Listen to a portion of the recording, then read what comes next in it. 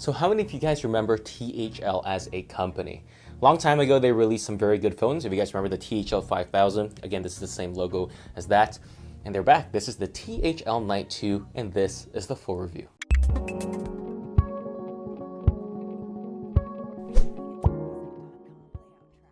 So the THL Knight 2 is it's supposed to be a budget phone with wireless charging, which is kind of like the main flagship feature on this phone. Let's go through the phone and see if it's worth it or not. Let's start with the build quality here. I gotta say that the build quality on this thing is solid, but it comes at a price. The metal band around the screen that you see over here is very hardy and solid. So if you drop it on the corner of the phone, it's not gonna crack. This metal here is thick, it's solid. And the back here is plastic though, so it doesn't feel as good. And this needs to be plastic at the back for the wireless charging, or it's not going to work. You can't have a metal back. And I really appreciate that they used a plastic back instead of a glass back, because glass is just very fragile and everything like that. So plastic is a lot better. It's a lot less brittle than glass, and it won't break if you drop it like this. I mean, you still will shatter the screen if you drop it like this, but at least the back is covered, and you only have one side of the phone that actually shatters when you drop it. Now, the downside to having a very sturdy phone is this phone is so heavy, especially with a plastic back. Most of the times, the phones that I use that are heavy are metal all the way around, but with a plastic back, this phone still manages to top, I think, 200 grams, which is incredibly heavy, and you can really feel it if you're holding it. This thing, if you're a smaller person, you might even feel it. And I remember there were a couple of people who told me that they didn't like heavy phones. This is not the phone for you. This phone is incredibly heavy, especially for the size. And if you look at the bezels on the screen, they're actually not too small either. The top and bottom bezels are okay. The side bezels are pretty big. You can see that the side bezels on the THL Knight 2 are not shrunken down enough. So it really makes this phone not look as good as it could be. That being said, it's still okay compared to older bezel-less phones, but compared to bezel-less phones nowadays, the Knight 2 is really not that great. It also has USB-C jack, which is nice instead of regular USB 2, so that's good. Now let's talk about the screen on the THL Knight 2. This is a 6-inch 1440 by 720p display, which means that the pixel density here is 720p. It's not going to be as crisp as a 1080p display, but it's going to be very hard to tell the difference. You're going to have to look very closely, kind of like this, in order to see what the difference in pixel density. But with regards to everything else that doesn't relate to pixel density, this phone is not bad. It has pretty good color contrast, it has pretty good color reproduction and saturation. So for an LCD screen, this is good, again, compared to an AMOLED or a super high contrast screen like my Smartisan Nut Pro 2. This is not great, but for a regular person, the screen here will satisfy you no problem at all. It's a good screen. And in terms of audio here, we have a single downward firing speakers on the bottom of the phone. And I have to say that audio here is average. It's not super great, but it's not super bad either. You do get a tiny hint of bass, but that's pretty much it. And the clarity on this is not great as well. So if you're listening to something complicated like an orchestra or a choir, a lot of the stuff will sound a little bit muddy when it all comes together, coming out of the speaker over here. But it should still be good for, TV shows, basic music, and movies as well.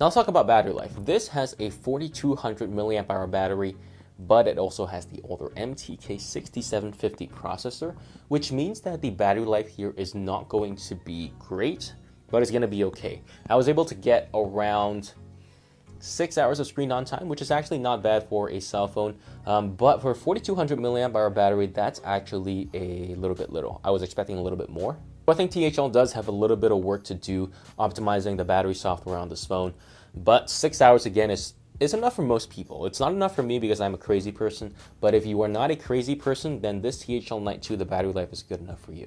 Again, it also has a USB-C port for charging, and it also has wireless charging, and the wireless charging does work. This is not Qi wireless charging, so you cannot use it with any Qi-enabled wireless charger, and vice versa. Other Qi-enabled wireless phones, like the Elephone U Pro, cannot use the charger that is included with the THL Knight 2 as well.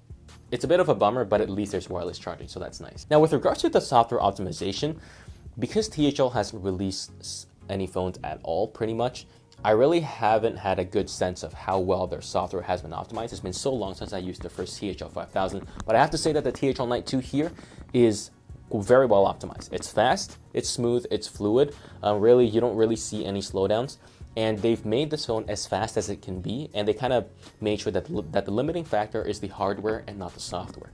So if you're doing anything that's kind of basic, swiping or pulling down the notifications or opening up the app drawer, everything is very fast, it's very smooth, and the bottleneck is not seen here. And I forgot to mention, it's Android 7.1, and it's also stock, which is very nice.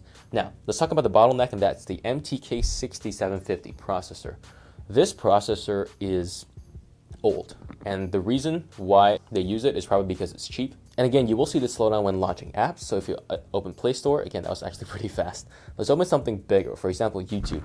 So you will see that there is a little bit of a delay when you're opening stuff, especially for the first time. But once it's loaded into RAM, everything becomes more or less instant. It's still a little bit slower. You still do see 1 or 2 skipped frames on this phone, but it should be okay. And with 4 gigs of RAM, you can multitask this pretty well as well. And gaming on this phone is pretty easy. I could game pretty well on this phone, especially at the 720p resolution. It's kind of hard to stress the CPU with such a low resolution. And finally, the fingerprint sensor here is actually fairly slow, and it's accurate, but it's slow. And I can't really test it right now because I ripped the skin on both my fingers that I used, or pretty much all my fingers that I used to test. So it's kind of not recognizing it properly, but we'll try anyway. Yeah, so it's not really recognizing it. But suffice it to say, it's not fast, and I really wouldn't use it. It's kind of hard to feel and find because the fingerprint sensor here is really tiny, and you can mistake it for the double camera modules up top as well.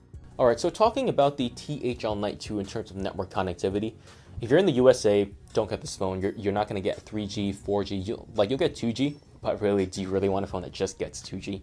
For Canadians, if you're in Rogers, you can consider this, but you still won't get 3G. You'll only get 4G and 2G. So anywhere you don't get those 2 receptions, you're not going to get any reception at all. And if you're in Europe, obviously this thing's great for you. It's going to run on everything, no problem at all. You get bands 13720 and bands, I think, WCDMA 900 and 2100, which is exactly what you need to make this phone run.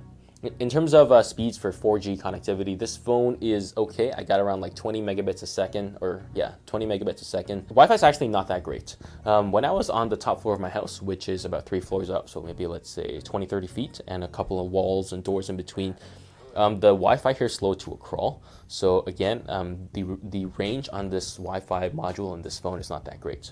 Bluetooth on the other hand is fine, and GPS is actually surprisingly good as well. As I was navigating through the streets, I could really navigate properly, and I really didn't get a lot of jumping around. Locking on wasn't the fastest, I would say, but it's fast enough that I really wouldn't complain if I was navigating using the THL. Now, talking about the camera, this is one area where I was pleasantly surprised. The dual camera setup here obviously is fake. The second camera is not a real dual camera setup. But I have to say that the main camera on the back takes some pretty decent photos. I was not expecting that. Again, they're not as good as what I had on the Cubot X18 Plus, but the THL Knight 2 here actually takes some decent photos, even blown up on my big 32-inch monitor behind you right now. I can really see that there was very good color saturation, very good color reproduction. Detail is okay, it's not great, but it's definitely enough that even on a big 32-inch monitor, it still looked fine. Again, this applies to mostly macro shots. If you're going to, let's say, a landscape shot where everything is smaller, then the detail does look less refined because there are less megapixels in this camera. But with regards to color reproduction, color saturation, it's still about the same. So that's good. It does have trouble capturing fast-moving objects, which is a common theme in these Chinese phones. And finally, the HDR mode works average. Sometimes it blows out photos completely ugly, and sometimes they're okay.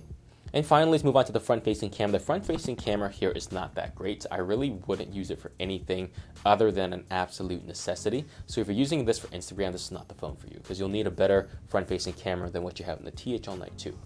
Now, video quality here is 1080p, and the quality here is not great. It's better than what you find on the Cubot X18 Plus, that was like really good 720p, but really bad 1080p.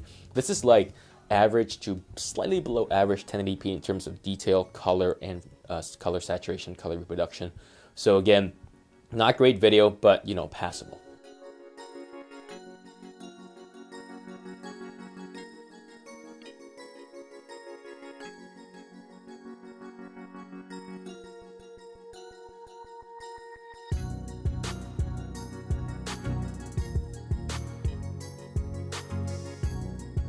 So what are my thoughts on the THL Knight 2? Overall, this is a very good device with a couple of quirks that are not necessarily deal-breaking. For example, the body here is very heavy.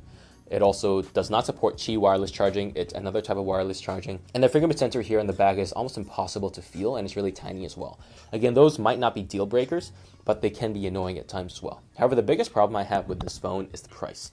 It starts at $180, which at regular price, there is no way this is at all comparable to the Xiaomi Redmi 5 Plus in terms of price to performance. Like, this phone has the old MTK 6750, which is going to get blown out of the water in every scenario by the Snapdragon 625 in that Xiaomi. So if you're considering this in the Xiaomi, obviously get the Xiaomi. If this is on sale for $160, again, the Xiaomi Redmi Note 4 destroys this phone as well. Obviously, there's no wireless charging, there's no USB-C, but the rest of the phone more than makes up for these two issues over here. Now, this phone goes even cheaper, maybe 120, 130, then yes, if you're looking for a phone with wireless charging, then this is the phone for you, because this is pretty much one of the only phones in that price range, if it dropped down to there, to have wireless charging. Even at $180, there aren't a lot of phones with wireless charging with specs like these. Let me know what you think about the THL Knight 2. Be sure to hit like and subscribe if you want to watch more videos like these. Thank you so much for watching, and I'll see you guys in the next one.